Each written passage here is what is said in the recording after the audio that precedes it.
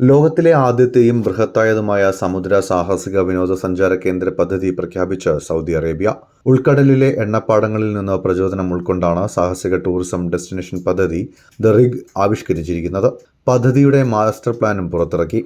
ആഗോളതലത്തിൽ സമുദ്ര കായിക വിനോദങ്ങളിലും സാഹസിക വിനോദസഞ്ചാരത്തിലും വിപ്ലവം സൃഷ്ടിക്കാൻ ഉതകുന്ന നൂതന കാഴ്ചപ്പാട് വ്യക്തമാക്കുന്നതാണ് ദ റിഗ് പദ്ധതി.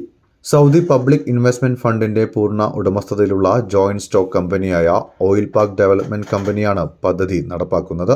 ടൂറിസം വർദ്ധിപ്പിക്കുക, തൊഴിലവസരങ്ങൾ സൃഷ്ടിക്കുക, നിക്ഷേപം ആകർഷിക്കുക, സമ്പദ് വ്യവസ്ഥ വൈവിധ്യവൽക്കരിക്കുക എന്നിവ ലക്ഷ്യമിടുന്ന സൗദി വിഷൻ 2030 ലക്ഷ്യങ്ങൾക്ക് അനുസൃതമായാണ് പദ്ധതി വിഭാവനം ചെയ്തിട്ടുള്ളത്.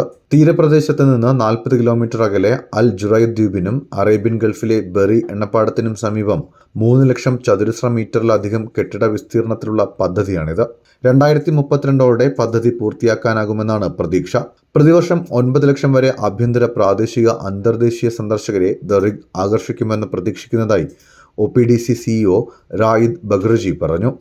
വിനോദവും സാഹസികതയും ഇഷ്ടപ്പെടുന്നവർ, പര്യവേക്ഷകർ, അവധിക്കാല വിശ്രമ കേന്ദ്രങ്ങൾ തേടുന്നവർ എന്നിവരെ കേന്ദ്രം ആകർഷിക്കും. 800 മുറികളുള്ള 3 ഹോട്ടലുകൾ, 11 റെസ്റ്റോറൻറ്റുകൾ, ഒരു ബോട്ട് ജെട്ടി, ഹെലിപാഡുകൾ, സ്പോർട്സ് ആൻഡ് അഡ്വഞ്ചർ പാർക്ക് എന്നിവ ഇവിടെയുണ്ടാകും.